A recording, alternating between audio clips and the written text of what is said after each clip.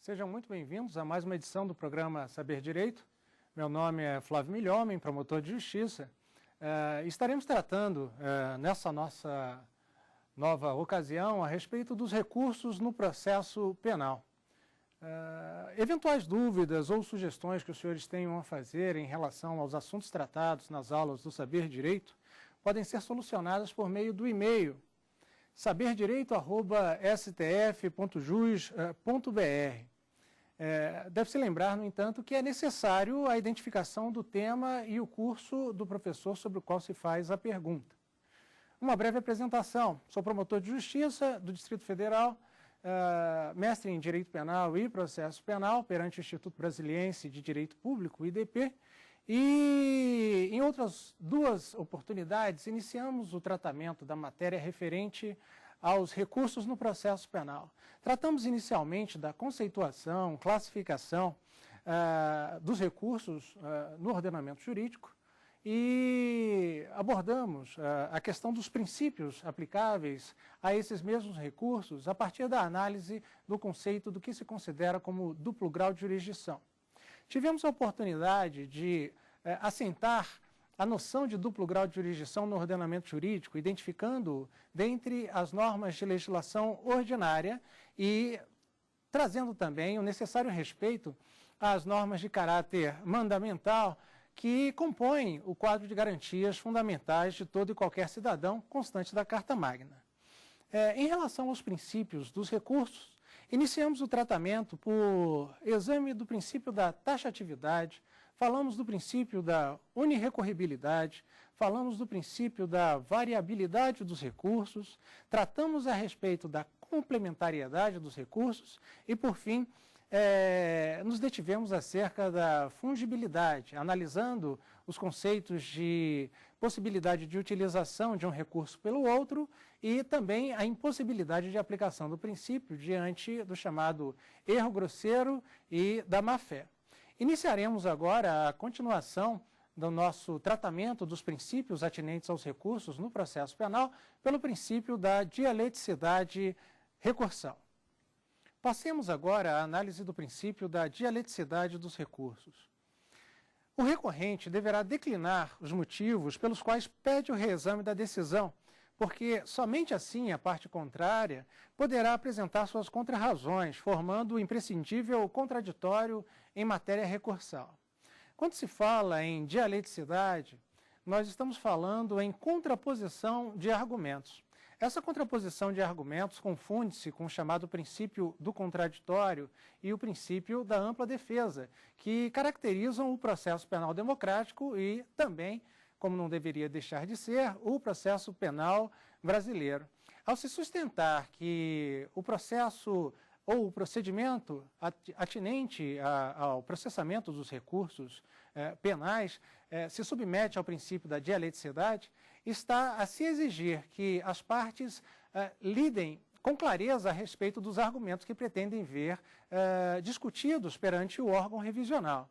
Se o recurso trata-se de recurso da acusação, compete ao órgão acusador, seja ele o Ministério Público, seja o querelante, o titular da ação penal privada, colocará à mesa quais são os argumentos que justificam, por exemplo, a sustentação de uma pretensão punitiva que não foi reconhecida pelo juízo de primeiro grau, ou mesmo, em caso de reconhecimento dessa pretensão punitiva, de eventual aumento da pena aplicada ao acusado.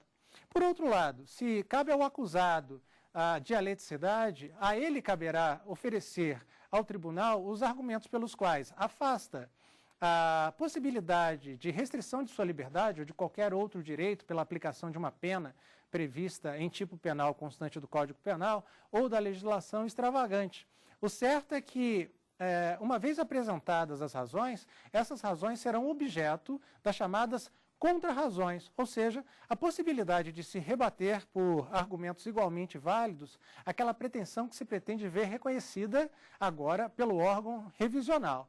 No caso da acusação, a satisfação da pretensão punitiva do Estado. No caso do acusado, que teve o seu direito de liberdade ou outro direito restringido, embora legitimamente pelo Estado, a possibilidade de manter esse direito ou de diminuir essa restrição que lhe fora imposta.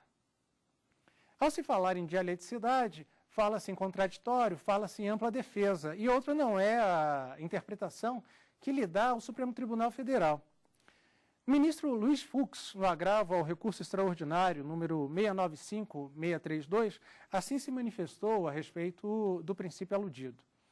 O princípio da dialeticidade recursal impõe ao recorrente o ônus de evidenciar os motivos de fato e de direito suficientes à reforma da decisão objurgada, trazendo à baila novas argumentações capazes de infirmar todos os fundamentos do decisum, que se pretende modificar sob pena de vê-lo mantido por seus próprios fundamentos. É claro que, dependendo do recurso que se utiliza em face da decisão que se pretende combater, essa fundamentação ela poderá ser limitada ou não. Se se pretende ver reexaminada tanto a situação fática, ou seja, o conjunto probatório produzido no curso da instrução criminal, quanto a situação jurídica, ou seja, a correta aplicação do ordenamento jurídico, é de se fazer valer e de se fazer uso dos chamados recursos de forma livre.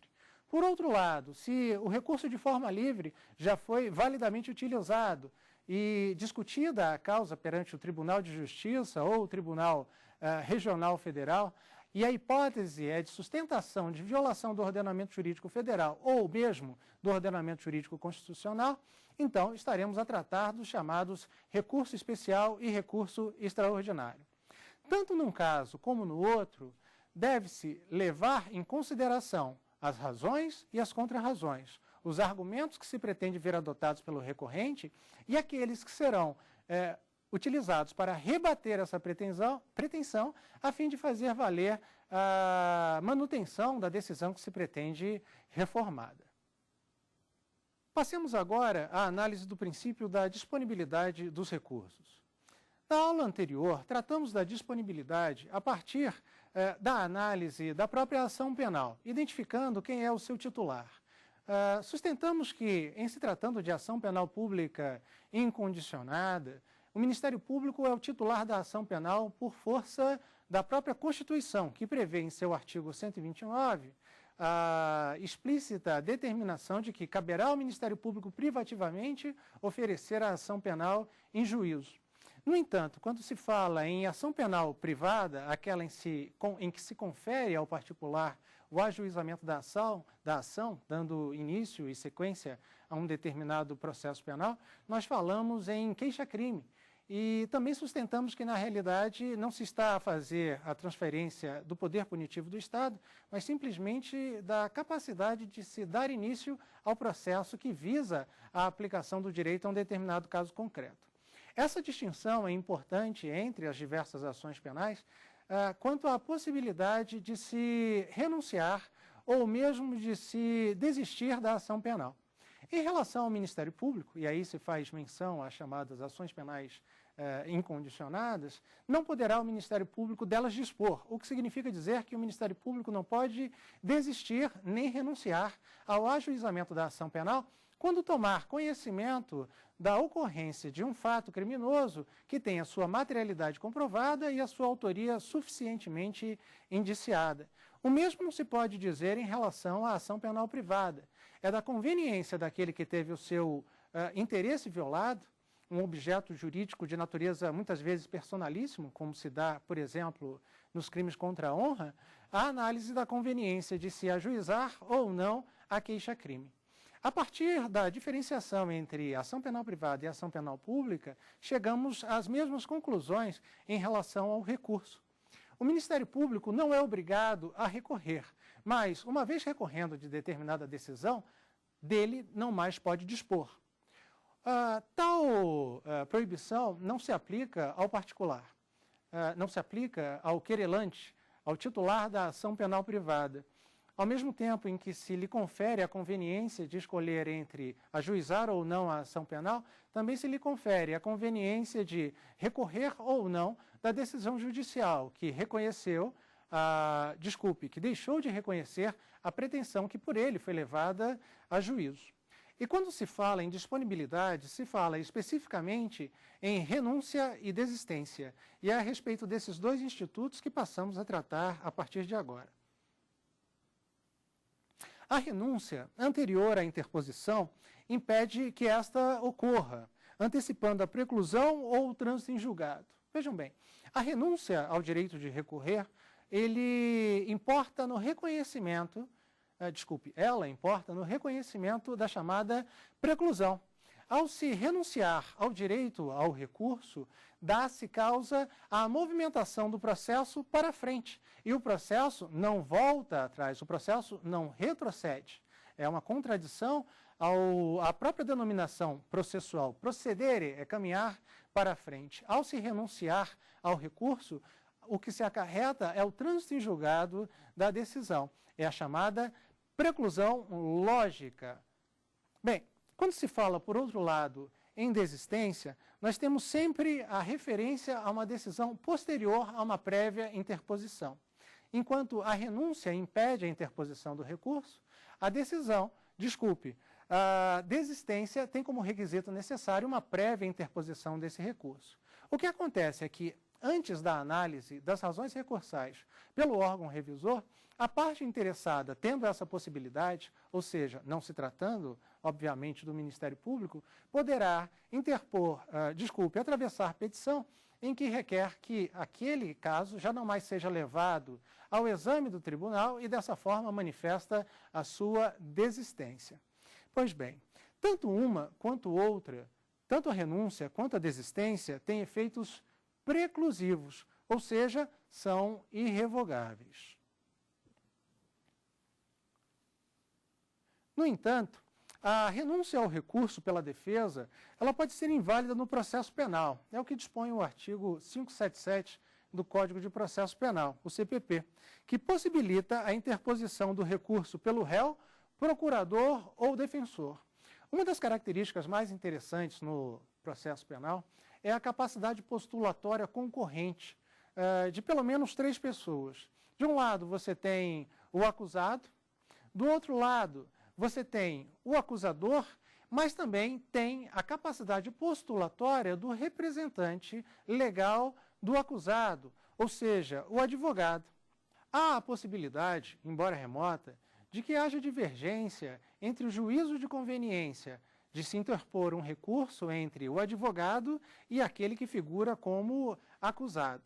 Nesses casos, não se afasta a possibilidade de que o advogado, mesmo sem a anuência do acusado, possa validamente recorrer da decisão contrária aos interesses de seu constituinte. Bem, nessa situação, nós temos aí a análise do artigo 577 do CPP, uma vez que a desistência do réu não necessariamente importará na vinculação da sua vontade à vontade do defensor, podendo um eventual recurso do defensor, que guarda autonomia com o recurso do réu, ser analisado em seu benefício. Havendo conflito de vontades entre o réu e o advogado, a opinião mais coerente com as garantias da defesa, isso é o que a jurisprudência reconhece, é de que deve prevalecer a vontade do defensor, o defensor técnico. Entende-se que o advogado tem a capacidade técnica e que é mais ampla de analisar a conveniência ou não de se recorrer de uma determinada decisão.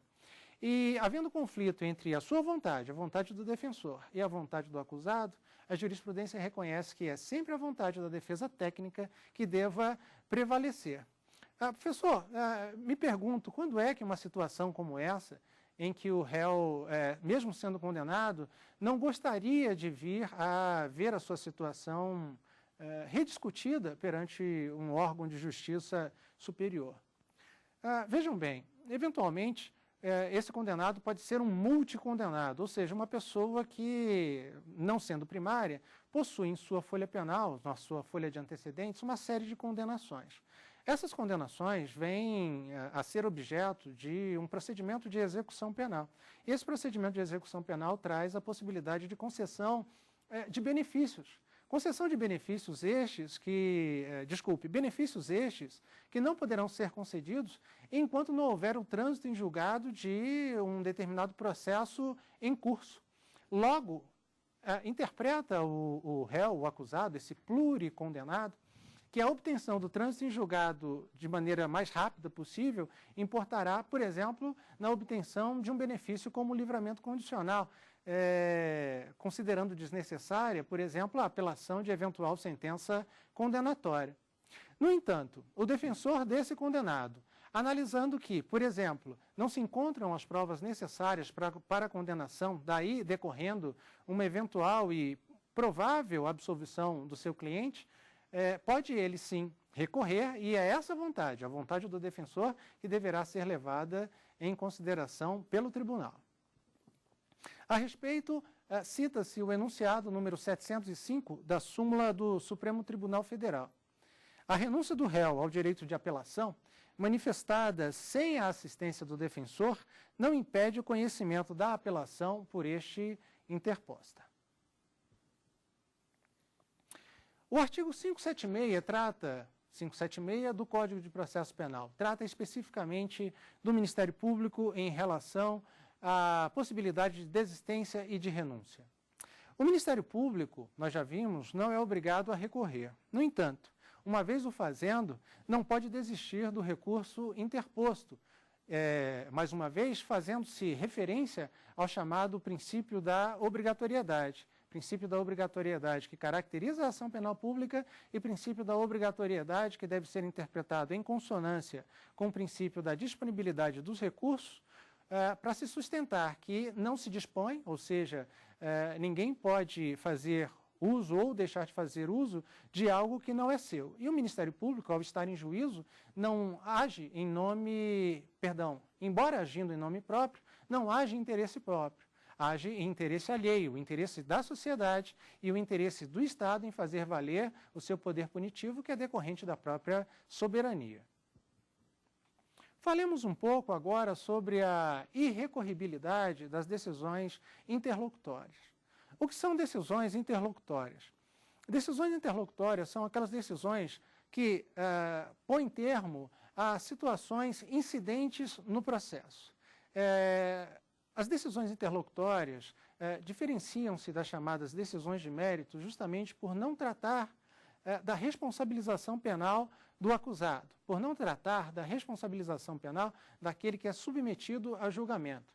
Uma decisão interlocutória, ela não define quanto à culpabilidade ou não daquele que é levado a julgamento. Não decide se se trata de alguém que mereça ser condenado ou alguém que mereça ser absolvido.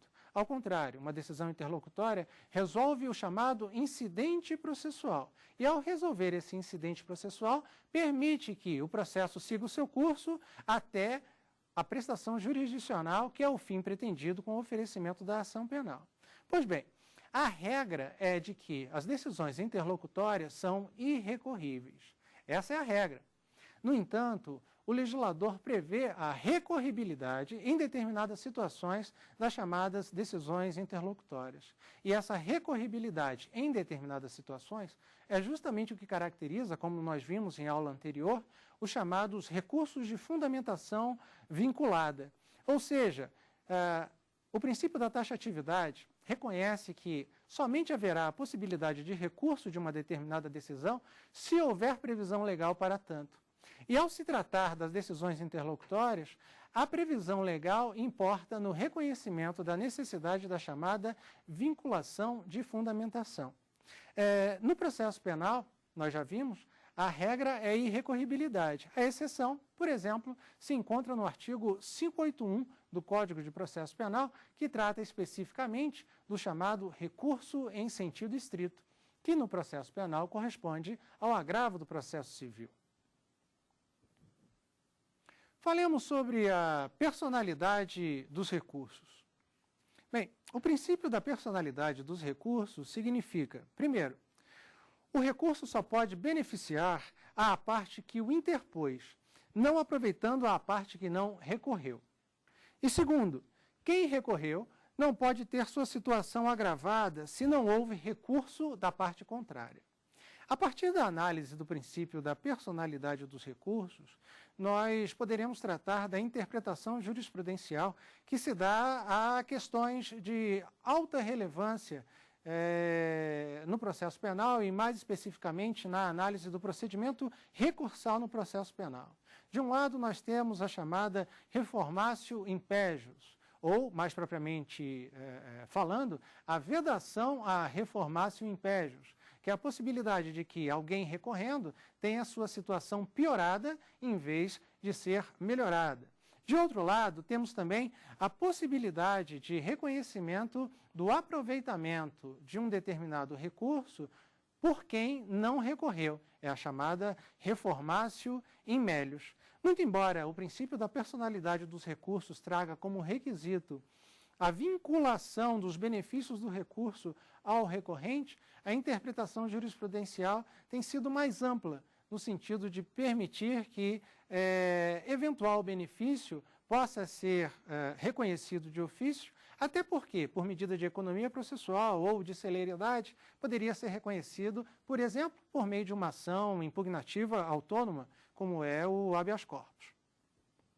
Bem, no sistema processual brasileiro, vige o princípio da personalidade, proibindo-se a chamada reformatio impejus, conforme dispõe o artigo 617 do Código de Processo Penal. Tem o artigo a seguinte redação: o tribunal, câmara ou turma atenderá nas suas decisões ao disposto nos artigos 383, 386 e 387, no que for aplicável, não podendo, porém, ser agravada a pena quando somente o réu houver apelado da sentença. Conversamos anteriormente acerca da impossibilidade de adoção pelo tribunal da chamada mutatio libelli. Em que consiste a mutatio libelli? Na possibilidade de reconhecimento de situação fática não adotada na ação penal para aplicar uma determinada sanção penal a alguém em razão do cometimento de um terceiro crime. A mutatio libelli, nós sabemos, ela prevê a determinação legal de, em se verificando, no curso da instrução processual, o surgimento de um novo fato, que se abra vistas ao Ministério Público para complementar a sua ação penal, ou seja, é o chamado aditamento à denúncia. Seguido esse aditamento da denúncia, dá vista à defesa para fazer exercer materialmente o princípio do contraditório, oferecendo argumentos que possam invalidar a sustentação daquele fato, daquele elemento de prova e de eventual conduta criminosa mais gravosa. E, em razão à mutatio libelli, sustentamos que, por força da proibição de supressão da instância, não poderá o tribunal levar em consideração fato que não foi discutido para a sentença, ou seja, não poderá levar em consideração fato que não constituiu elemento de prova adotado pelo juízo de primeiro grau para eventual condenação do acusado, devendo sim anular o julgamento, reabrindo-se a possibilidade de realização de novo julgamento pelo aditamento da denúncia com os consectários lógicos que já citamos. No entanto, ao se falar em mutatio libelli, deve-se também tecer comentários acerca da chamada emendatio libelli. O que é emendatio libelli? Quando o Ministério Público oferece a ação penal, ele faz a chamada classificação do delito. Classificar um delito significa atribuir àquele fato concreto uma paternidade. Se dizer que aquele fato concreto, que foi objeto de inquérito policial, se adequa, se amolda a um determinado tipo penal, que traz em seu preceito a descrição em abstrato de uma determinada conduta. Então, veja-se, por exemplo, o artigo 155, caput, do Código Penal. Subtrair para si ou para outrem coisa alheia móvel. É o delito de furto. Ao se verificar o artigo 155, deve-se interpretar no sentido de que todo aquele que subtrai de alguém coisa que não lhe pertence, com ânimo de assenhoramento definitivo, estará submetido àquela pena prevista nos limites mínimo e máximo constantes do artigo 155 caput. Então, se eu verifico que o João subtraiu, por exemplo, o celular da Maria, eu posso afirmar que o João cometeu o delito de furto, porque é uma situação em concreto que se adequa à hipótese em abstrato prevista no preceito da norma penal incriminadora. A isso chama-se classificação. Eu estou dizendo que a conduta do João, que subtraiu o celular de Maria, é furto. Pois bem, uma questão bastante interessante relativa ao princípio próprio da dialeticidade dos recursos e do contraditório é de que aquele que é acusado do cometimento de um crime, ele não se defende da classificação que se dá a esse crime. Ele se defende dos fatos a que lhe são atribuídos. Esses fatos também serão objeto de análise judicial, ou seja, é o próprio juiz de direito, o órgão natural a quem compete dizer o direito ao caso concreto, exercer, portanto, a jurisdição no âmbito de sua competência, se aquele fato se adequa a um determinado crime ou a outro determinado crime. E é a classificação judicial que será efetivamente a classificação atendida até para efeitos de recurso. Logo, quando o Ministério Público classifica uma determinada conduta em concreto, dando-lhe a vinculação a um determinado tipo penal, essa classificação não vincula o juiz. O juiz poderá dar nova classificação, contanto que essa classificação não demande uma dilação probatória, ou seja, não demande a verificação de prova ou de argumento que não fora trazido na ação penal. Em se verificando nova classificação jurídica possível a partir dos elementos constantes da própria denúncia, se está diante da chamada emendatio libelli.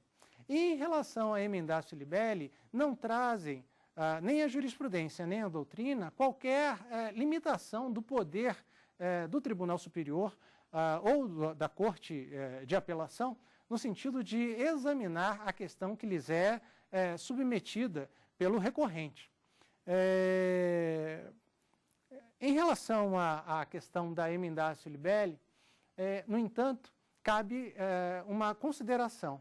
O próprio artigo 617 do CPP aplica a possibilidade de utilização da emendatio, contanto que o único recurso não seja o recurso daquele que houver apelado da sentença. Isso, em outras palavras, identifica o que se entende por vedação ou proibição da reformatio impejus. Todo aquele que recorre de uma determinada decisão judicial, recorre porque busca uma situação mais favorável. Recorre porque considera subjetivamente, a resignação é por sua essência subjetiva, que a justiça não foi não foi aplicada à sua situação. A justiça não foi aplicada ao seu caso em concreto, entendendo que merece, se foi condenado, a absolvição, ou se foi absolvido, por exemplo, por falta de provas, a absolvição em que se reconheça a inexistência material do fato, ou a absolvição em que se reconheça que não foi ele efetivamente o autor do fato, visando a impedir eventual ação civil de reparação de danos. Bem, para que se reconheça a aplicação do princípio do duplo grau de jurisdição, reconhece-se a vedação à reformatio impejus. Isso significa, em outras palavras, que alguém, ao recorrer a um órgão superior, tem a certeza e a garantia de que, se tiver o seu recurso denegado, ou a ele negado provimento, a sua situação não poderá piorar em decorrência do exercício desse direito subjetivo. Basicamente, pode-se sustentar que, ao se recorrer, o máximo que pode acontecer é a manutenção da pena explicitamente estipulada na decisão condenatória, não havendo a possibilidade de aplicação de uma pena mais gravosa. Essa impossibilidade de aplicação de pena mais gravosa é justamente a identificação da proibição da reformatio impejus. É claro que, além da garantia de que não poderá quem recorre ter a sua pena aumentada, também traz-se aí a esperança de que essa pena seja diminuída ou efetivamente reconhecida a sua absolvição. Em relação especificamente à questão da reformatio impejus, o STF já se debruçou sobre a discussão na matéria no HC número 105.768, de relatoria da ministra Carmen Lúcia, cujo teor é o seguinte: a consideração no acórdão do recurso de apelação da defesa de circunstâncias não consideradas na sentença para agravar a situação do réu, consubstancia inequívoca reformatio impégios, na linha da jurisprudência desta Corte. Imaginemos a seguinte situação: um determinado indivíduo é condenado em primeiro grau e recorre. O Tribunal de Justiça nega provimento a essa apelação e entende que não foram reconhecidas circunstâncias agravantes pelo juízo de primeiro grau e, dessa maneira, aplica a pena mais gravosa àquele que recorreu. Nós estamos diante da violação ao princípio que estamos tratando, o princípio da vedação da reformatio impégios, reconhecido pelo próprio Código de Processo Penal. E submetido à análise do Supremo Tribunal Federal, por expressa violação ao mandamento constitucional, em razão do princípio do devido processo legal, do qual compõe ele o princípio do duplo grau de jurisdição, reconhece-se que a decisão do Tribunal de Apelação deverá se ater aos elementos tratados pelo juízo de primeiro grau. Se o juízo de primeiro grau não reconheceu agravantes, não poderá, então, por recurso exclusivo da defesa, e aí deve-se sublinhar, considerar essas agravantes para piorar a situação do recorrente. Falemos um pouco sobre nulidade absoluta. A nulidade absoluta, ela caracteriza uma matéria que é reconhecível de ofício. Dizer que alguma coisa ou algum procedimento é realizado de ofício significa dizer que a autoridade do Estado tem a obrigação de atuar independentemente de provocação. Quando se fala em nulidade absoluta e dever de ofício do juiz, diz-se que tem o juiz o dever de reconhecer eventual violação procedimental ao princípio devido processo legal, independentemente da alegação de quaisquer das partes, seja o Ministério Público, seja o acusado. E essa nulidade absoluta, muitas vezes, importa no reconhecimento, ou na totalidade, me desculpem, no reconhecimento da necessidade de realização de novo julgamento. E, com isso, se obtém a chamada anulação do julgamento.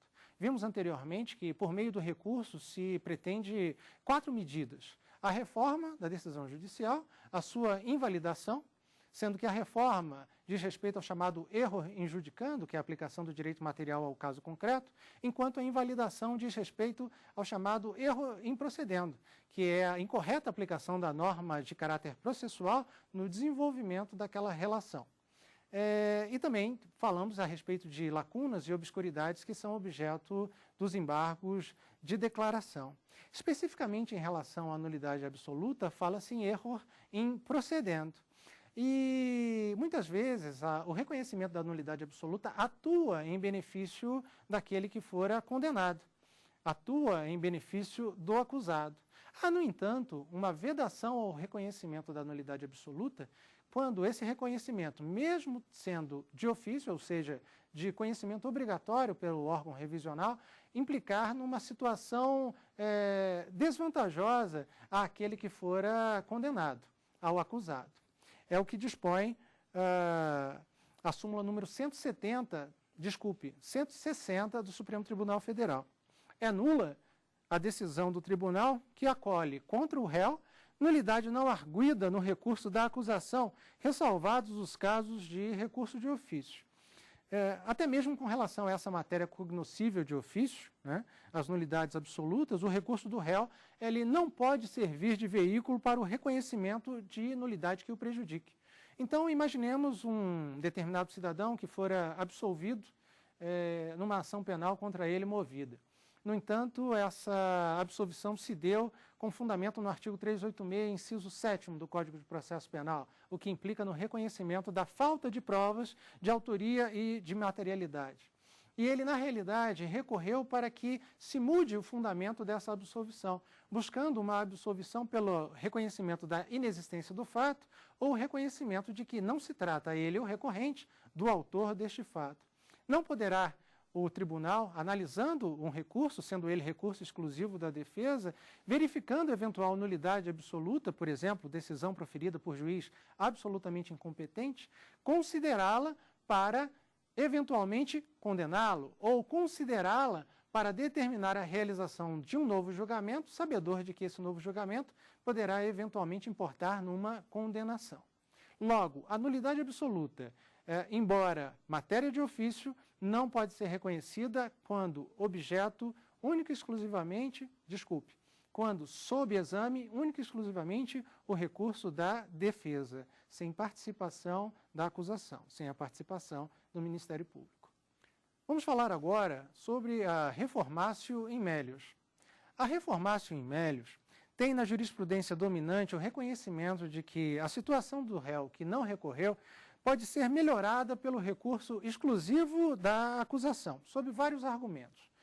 Entre eles, a aplicação dos princípios do favor rei, que é o princípio da presunção da inocência e da dúvida interpretada sempre em favor do acusado, ou o princípio do favor libertatis, ou seja, na dúvida entre a constrição da liberdade e a liberdade, deve-se decidir pela liberdade, bem como em razão da adoção do chamado princípio da simplicidade e economia processual, pois o mesmo resultado, ou seja, a utilização do recurso alheio em benefício próprio, poderia ser obtido por meio de uma ação impugnativa autônoma, como é o habeas corpus ou a revisão criminal. Sobre a reformatio in melius, o Superior Tribunal de Justiça já se manifestou. Julgamento do recurso especial número 628971 do Paraná. Esta Corte firmou compreensão no sentido de que é admitida a reformatio in melius em sede de recurso exclusivo da acusação, sendo vedada somente a reformatio in pejus. Pois bem, imagine que um determinado cidadão fora condenado e o Ministério Público, insatisfeito com a pena que lhe fora aplicada, recorreu dessa condenação, visando ao reconhecimento de uma situação agravante ou mesmo de uma qualificadora que fazia parte da ação penal, que fazia parte da denúncia. Nestes casos, mesmo havendo o recurso da acusação que visa a uma majoração da pena, verificando o Estado, por meio do órgão revisor, uma matéria de ofício, como por exemplo a nulidade absoluta, a incompetência absoluta do juízo, poderá reconhecê-la em favor do recorrido, ou seja, em favor do acusado, determinando a invalidação do processo e, dessa forma, permitindo que, eventualmente, possa ser obtida uma sentença absolutória. Bem, trataremos agora da chamada reformatio in pejus indireta. A proibição da reformatio in pejus tem sido estendida aos casos em que a sentença venha a ser anulada por intermédio de recurso do réu. Assim, o juiz que vier a proferir a nova decisão em lugar da anulada ficará vinculado no máximo da pena imposta na primeira sentença, não podendo agravar a situação do réu. Se o fizesse, argumenta-se, estaria ocorrendo uma reformatio in pejus indireta. Vejam bem,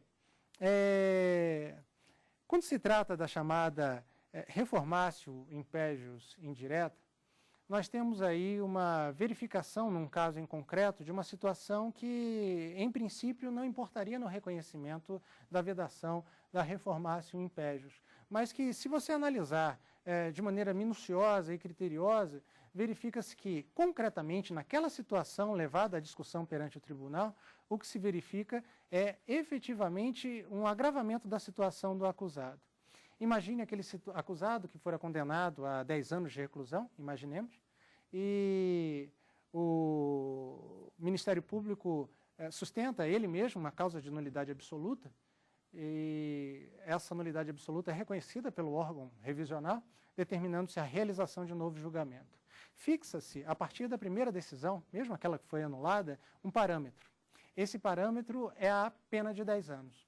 Essa pena de 10 anos é a pena que poderá ensejar o reconhecimento da reformatio in pejus, ou seja, não poderá a autoridade, na repetição do novo julgamento, condenar o acusado a pena superior à pena de 10 anos, sob pena de violação ao princípio da vedação da reformatio in pejus indireta. Passemos agora a tratar das questões e dúvidas dos alunos que compõem brilhantemente a nossa banca. Vamos começar pela Tamires. Tamires, por favor.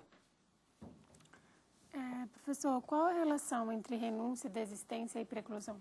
Pois bem, a preclusão fora anteriormente tratada por nós como sendo a vinculação à realização de um fato positivo ou negativo que garantirá a progressão do processo, não é? O caminhar processual em direção à prestação jurisdicional.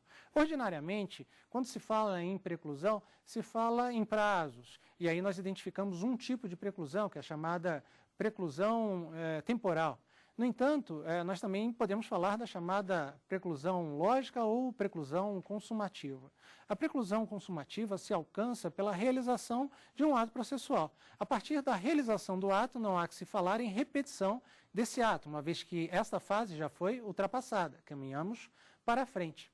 A preclusão lógica decorre, e é uma dedução, da impossibilidade de realização de um ato processual em razão da realização de um ato processual contrário anteriormente realizado. Então, quando se fala em renúncia e desistência, falamos em preclusão utilizando a modalidade de preclusão lógica. Se alguém desiste ou renuncia ao direito de recorrer, não poderá, obviamente, se sustentar a possibilidade de exercício do direito de recorrer posteriormente a essa manifestação voluntária de desistência ou renúncia, ou seja, do exercício da disponibilidade desse recurso. Quando se fala em renúncia ou desistência, estamos associando esses dois institutos à ideia de preclusão processual, a necessidade de que o processo chegue a um termo por meio do caminhar para frente, por meio do desenvolver livre dos atos processuais. Martinson. Um tribunal ele pode reconhecer a nulidade do processo ex officio, mesmo que este não tenha sido objeto das razões recursais, nem da acusação nem da defesa? Bem, quando nós tratamos de nulidades absolutas, falamos sempre em possibilidade de reconhecimento ex officio. Esclarecemos que o reconhecimento ex officio é aquele reconhecimento que dispensa a provocação das partes. Ou seja, para o seu reconhecimento pelo órgão revisor ou mesmo pelo órgão de primeiro grau, até porque não há preclusão para nulidades absolutas, tanto o juiz quanto o órgão revisor podem e devem reconhecê-lo, né? Temos aí a questão mais comum da incompetência material dos juízos. No entanto, há que se ter uma certa atenção, um certo cuidado em relação aos direitos do acusado, no reconhecimento das nulidades absolutas. Se é o Ministério Público que sustenta uma nulidade absoluta, nada obsta a que, provocando a atuação jurisdicional, possa essa nulidade absoluta ser reconhecida. Não será um reconhecimento de ofício, será um reconhecimento provocado. A defesa também poderá sustentar o reconhecimento de uma nulidade absoluta e, obviamente, o faz por conveniência, ou seja, por acreditar que daquela situação do reconhecimento da nulidade absoluta, nós teremos aí uma situação mais vantajosa para aquele que é submetido a julgamento. Mas e se nenhuma das partes levanta a questão da nulidade absoluta, poderá o órgão revisional reconhecê-lo? Obviamente, reconhecimento de ofício, reconhecimento não provocado. A única vedação é quando a nulidade absoluta é reconhecida diante da existência de recurso exclusivo da defesa. Em relação a essa questão, não poderá reconhecer o órgão revisional, o tribunal colegiado, essa nulidade absoluta, porque isso importaria no reconhecimento de uma situação prejudicial, se não foi a própria defesa que trouxe como argumento do seu recurso essa nulidade absoluta. Diosley, alguma pergunta? Sim, professor. Em relação ao princípio da paridade de armas, se aplica em âmbito recursal? Diosley, quando se fala em paridade de armas, se fala em processo penal democrático. O processo penal democrático é aquele onde se reconhece o contraditório, a ampla defesa. Então, somente se pode defender de uma acusação se aquele que é acusado conhece do que está se defendendo. Essa pedra de toque do sistema processual também se aplica ao processo no direito penal, também se aplica ao recurso no processo penal. Então, para alguém sustentar argumentos contra o recurso de uma determinada decisão, querendo fazer valer a sua pretensão em juízo, é necessário que ele saiba quais são os argumentos que contra si são apresentados. Se é o Ministério Público que argumenta contra uma sentença absolutória visando a aplicação do poder punitivo do Estado, é necessário que ele coloque todos os elementos que pretende ver discutidos pelo órgão revisional no colegiado. De outro lado, se é o acusado que pretende ver reconhecido o seu direito à liberdade irrestrito, e dessa forma recorre de uma sentença condenatória, cabe ao acusado colocar à mesa, como num jogo de cartas, quais são os elementos que sustentariam essa pretensão de manutenção de liberdade contra a pretensão punitiva do Estado, o ius puniente. E dessa maneira se reconhece, então, o princípio da dialeticidade. Ao se falar em paridade de armas, contrariedade, traduzimos em âmbito recursal para dialeticidade. Senhores, encerramos o nosso encontro e passamos agora a reprisar as matérias abordadas sobre os princípios aplicáveis aos recursos no processo penal. Tratamos do princípio da disponibilidade dos recursos, analisando os institutos da desistência e da renúncia. Falamos também sobre a questão da irrecorribilidade das decisões interlocutórias, apresentando a possibilidade de recurso nas decisões interlocutórias previstas no artigo 581 do Código de Processo Penal, que diz respeito especificamente ao recurso em sentido estrito. Falamos também sobre o princípio da personalidade nos recursos, dando desenvolvimento a esse princípio por meio da análise da chamada vedação da reformatio impégios, a reformatio impégios indireta e também tratando da questão da reformatio in melius, ou seja, a possibilidade da utilização de recurso alheio em benefício próprio. As dúvidas que porventura surgiram no decorrer da nossa aula poderão ser respondidas pelo e-mail saberdireito@stf.jus.br. O Saber Direito possui outros dois produtos, o Saber Direito Debate e o Saber Direito Responde. Tenham curiosidade e acessem www.tvjustiça.jus.br. Desde já fica o convite para a nossa próxima aula, onde trataremos das características, funções, prerrogativas e definições dos efeitos dos recursos, dando continuidade à análise dos recursos no processo penal. Muito obrigado.